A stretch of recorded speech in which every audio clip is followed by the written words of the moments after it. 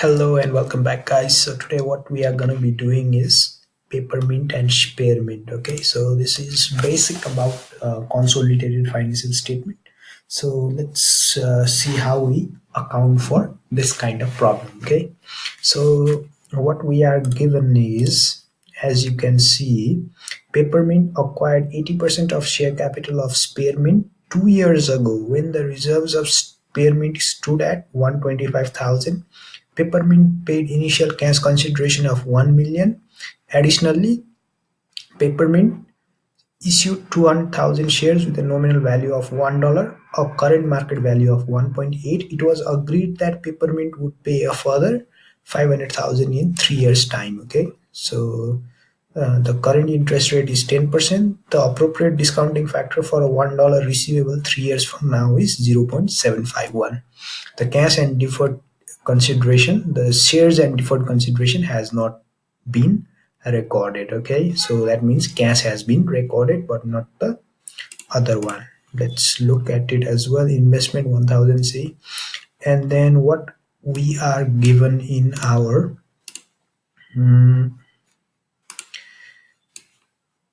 additional information is as at acquisition the fair value of Spearmint plant exceeded its book value by 200,000. So Spearmint's value exceeded by 200,000, 5 years of life. And then for many years, Spearmint had been selling some of its products under the brand name of Mint Fresh. Okay, Mint Fresh. At the date of acquisition, the directors of Peppermint valued this brand at 250,000 with a remaining useful life of 10 years. The brand is not included in Spearmint's SOFP, so we have a brand as well, and then a amortization for the brand as well because it has a definite life, right? 10 years. So after that, the Peppermint Group values the non-controlling interest using the fair value method. At the date of acquisition, the fair value of 20% interest was 380,000.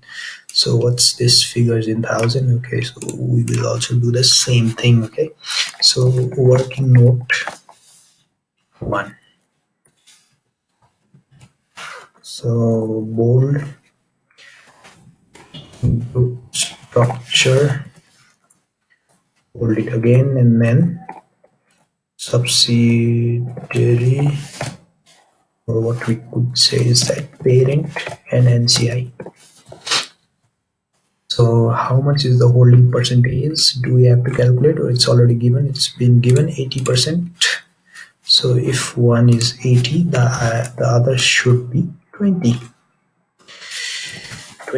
And then after that, working note 2 would be our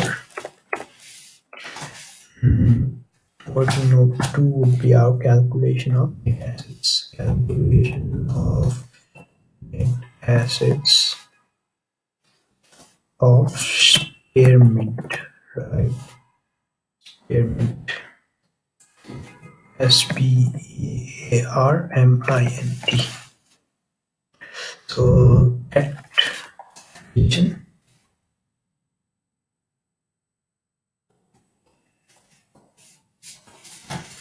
acquisition, at reporting,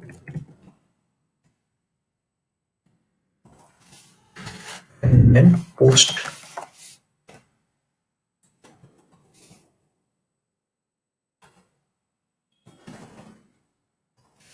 So just bold it, and then we have a share capital.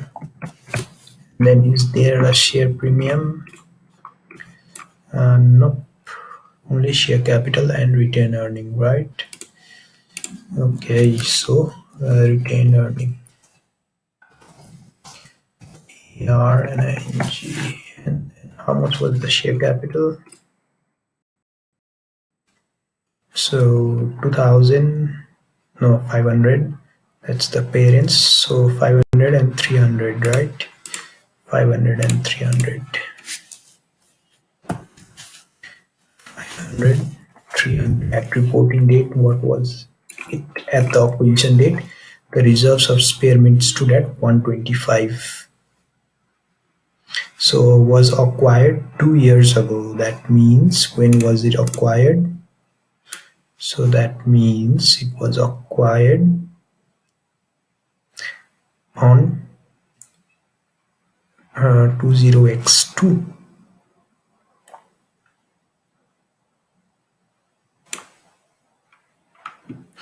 Yep, so it's acquired 2 years ago, right? And then that time it was 125. So, and then what's the fair value adjustment?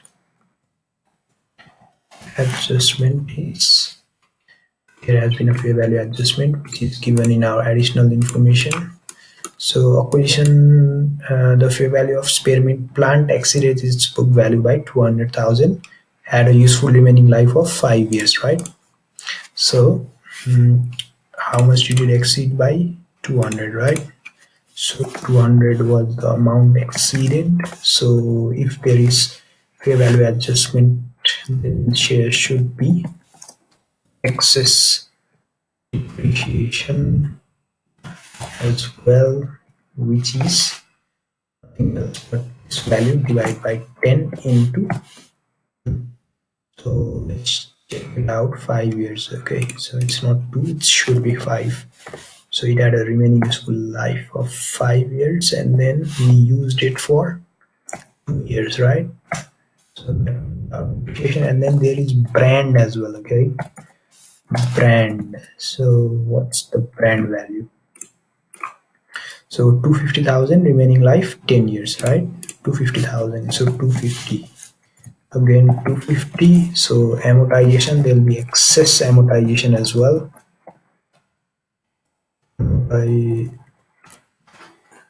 Amortization. So this will be this figure divided by 10 into, is it 10? Yes, it's 10 into 2. Okay, so that's pretty much it, I guess. So let's leave one more line so that even if we mess up something, we can correct it. The total, so let's minus this. Same for all. And after that, see, this should be minus 2. It should be minus 2 if we are to add it. Okay, so calculation of goodwill. This will be a bit long in this particular question because share has been issued and everything else is also there. So calculation of goodwill. So cost of investment. So what I will do is that I'll break down the cost of investment as well. Okay, so shares, cash, then deferred cash, if there is any, and then after that fair value of non-controlling interest, right? So what we will do is that how many shares did we issue? So acquired 80% of Spearmint 2 years ago, paid initial cash consideration of 1 million, right? So if it's figures in thousands, so 1,000. And then after that, so how much cash did we pay? We paid them 1,000. And then after that, we gave them some shares as well, issued 200,000 shares. Additionally, Peppermint issued 200,000 shares with a nominal value of 1. And a current market value of 1.8. It was agreed that Peppermint would pay 500,000 in 3 years period. Okay, so we issued 200,000 into 1.8. So 200,000 into 1.8. So 200,000 because it's currently selling at market at that price, right? So we are giving it at that price because we are also buying that for that much price.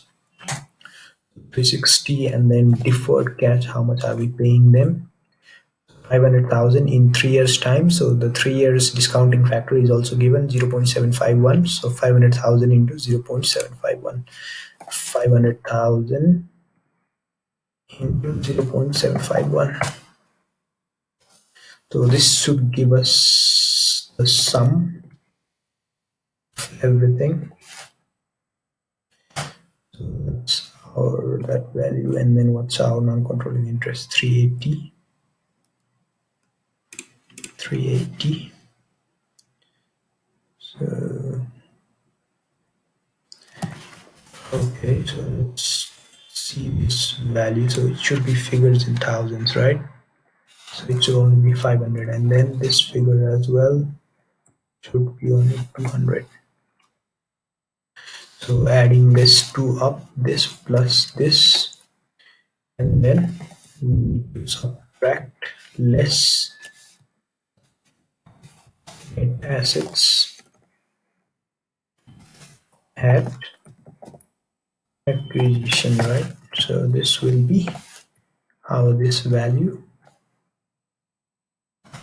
and then subtract this minus this, and how we will total will. So has there been any impairment? Let's read the question one more time. So goodwill has been impaired by 258. So 258, 258. This impairment, this will be divided among, and this minus this will at reporting, control B, and then after that working note 4. Now working note 4 is calculation of NCI, right? Old the value of NCI, you already know that, and then after that share of post acquisition profit.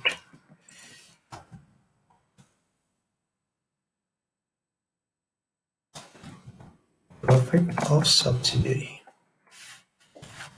So how much is the subsidiary getting? So this figure into its holding percentage, right? So that's that, and then after that, so it's also being impaired, right? The goodwill is also impaired. So impairment, no PURP, nothing else. So this figure, impairment is this figure into 80%. Okay, so that's pretty much it, I guess. So total it up. See one more line if we missed anything.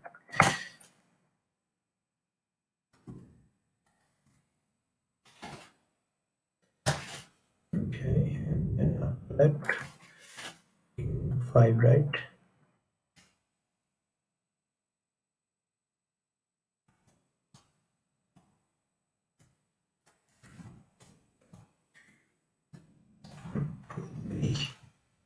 So calculation of reserves. So 100% of parent share of post acquisition profit, and then after that less impairment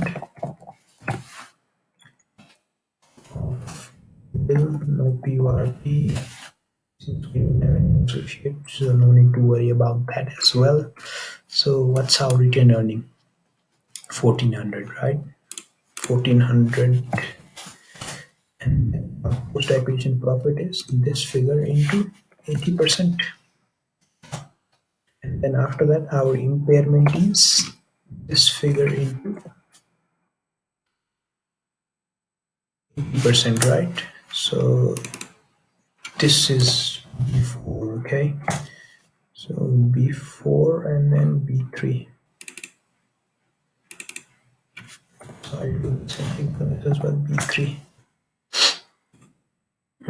So okay. So that's pretty much it, I guess. Anything else? Anything else that we missed? I guess not. Excess depreciation amortization has already been included in that, so don't worry about that. So is equals to sum, adding everything together. And working with 5 it's not really required because we don't have any investment in associate.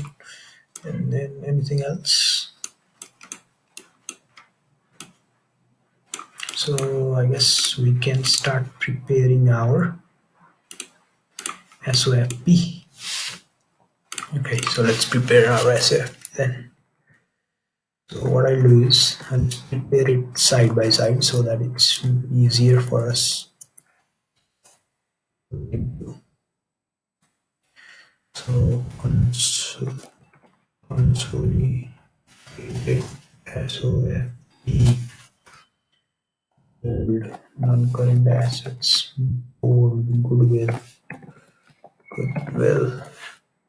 So this is from working.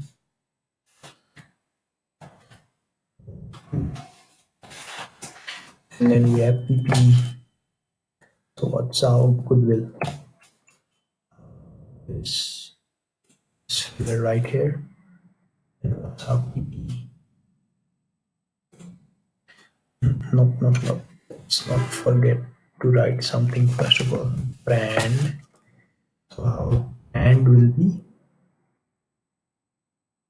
250 plus this excess amortization. Okay, that also must be added. And then in case of property, so when there is a brand, always write that. So it's intangible in on the top and then only tangible. Okay, and equipment.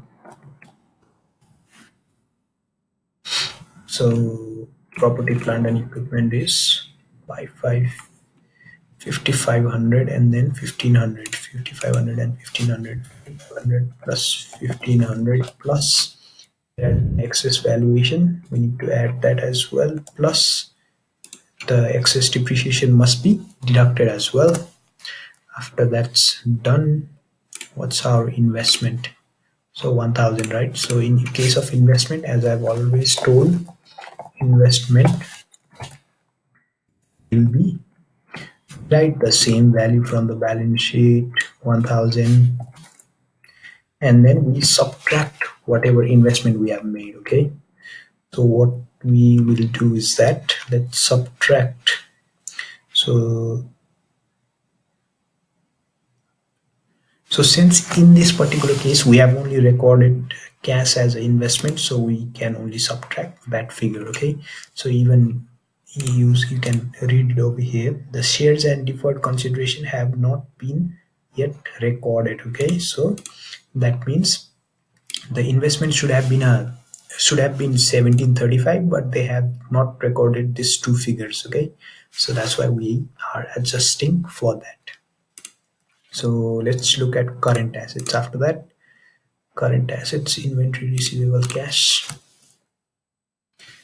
Current assets, bold inventory, receivables, cash. So since we don't have any PURP or anything of that sort, so no mutual owing as well. 550 plus 100. 550 plus 100. This is pretty easy things to do. So 600 and 250. 600, 250, right? So what we'll do is that let's sum it up.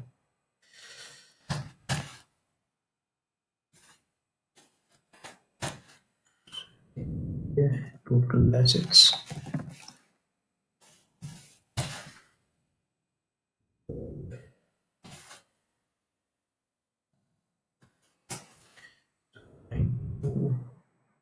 And 602.5.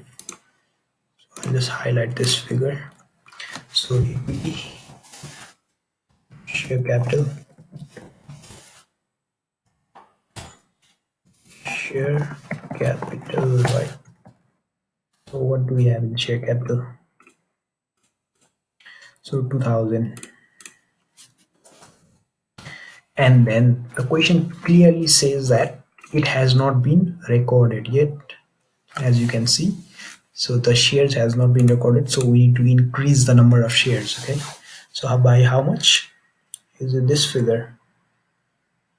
No, I think that's the cost price. So what we need to do is that how much shares did we issue them? 1 divided by 2 into how much was it?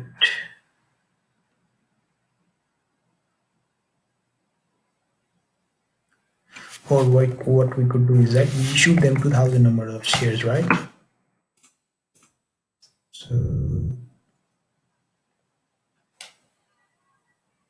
yeah, we issued 2000 number of shares, so that has not been yet recorded. So see, why I'm not putting this value is that this is the cost price. Okay, this is only prices, so that's price into price, so I'm only putting, so it's only 200 because it's figures in thousands. Okay, and then after that, group reserves. So this will be our working note 5, right?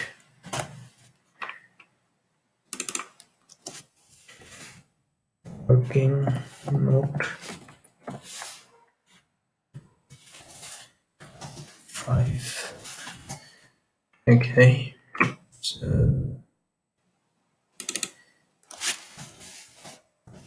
working note 2,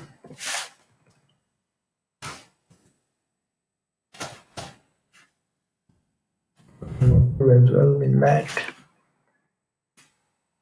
And that's pretty much it. Let's add this thing up, this, and then NCI.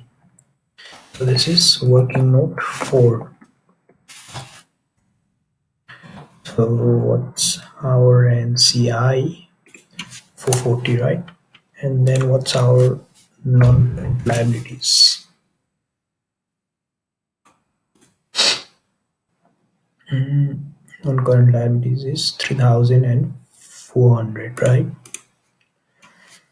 So that went down. So NCL, so 3000 plus, how much is that? 400 plus what's our deferred consideration? This amount, deferred cash, plus this amount into 10%, right? So that's our consideration that will be paid, and then current liabilities. So what I've done is that, so since the question already says that the deferred consideration have not yet been recorded, so I'm just recording that. So our deferred consideration is 375.5, and then for 1 year what we need to do is that just charging the finance cost, debit finance cost, credit your deferred cash, right? So that will be we are bringing that value to today's date. Okay, so since only 1 year has gone by, so 10% of that will be charged. Okay, finance cost will be charged. So let's see.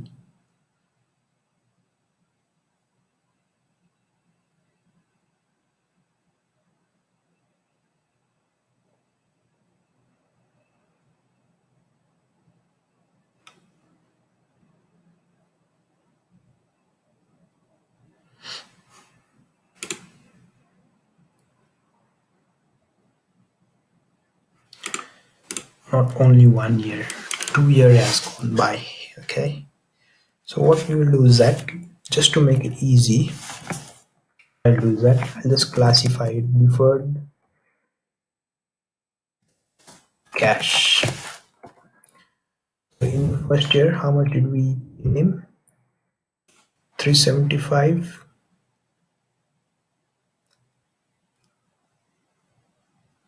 So 2 years has gone by, right? So 375 into 10%, or what we could do is that plus this figure into 10% plus this figure, or whatever that figure will be. So what you would do is that again this figure plus 10%.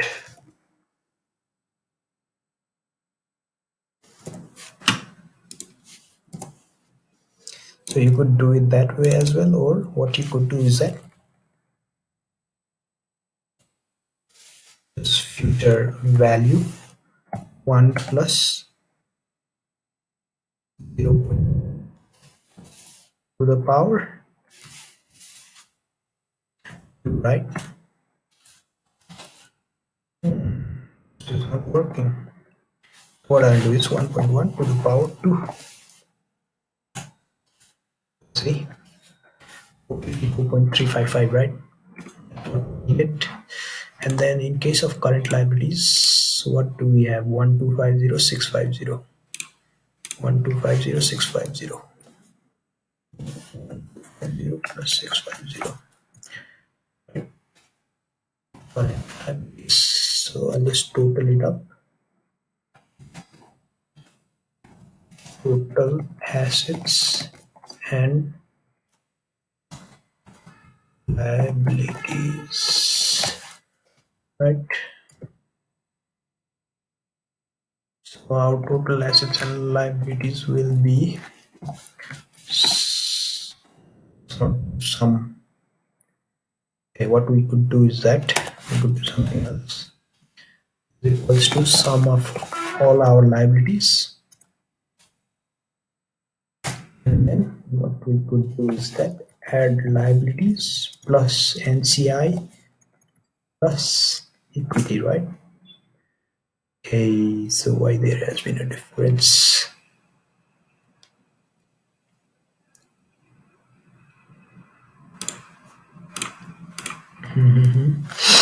So what's the difference about?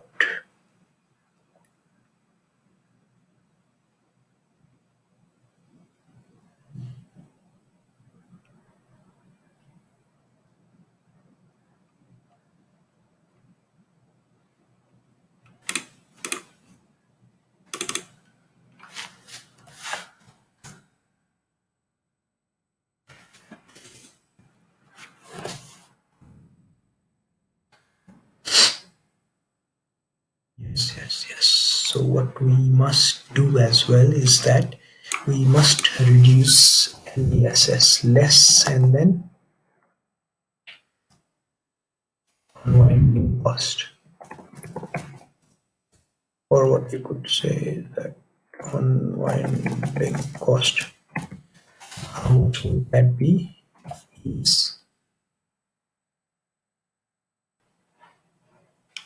Is how much would that be? Is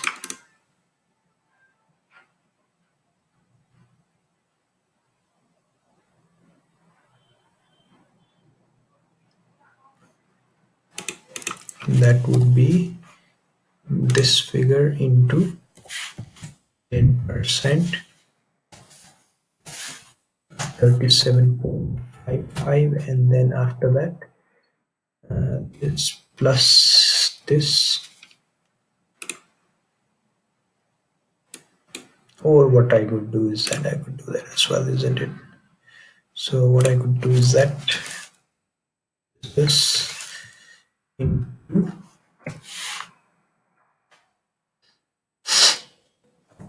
10%, right? So adding this 2 up will give me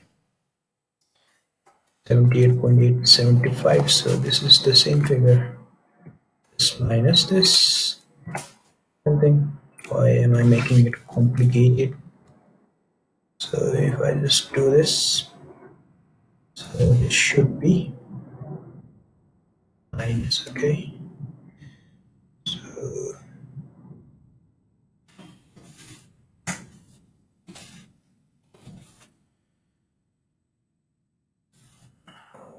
do that, change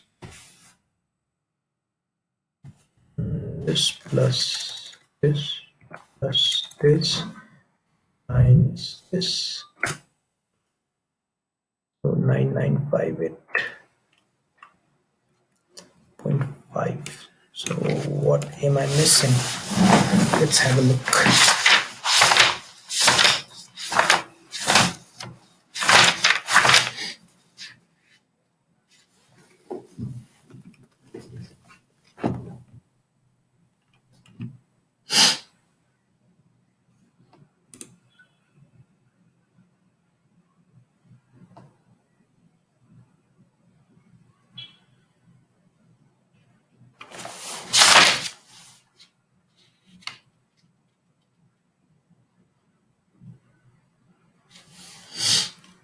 So that's good as well.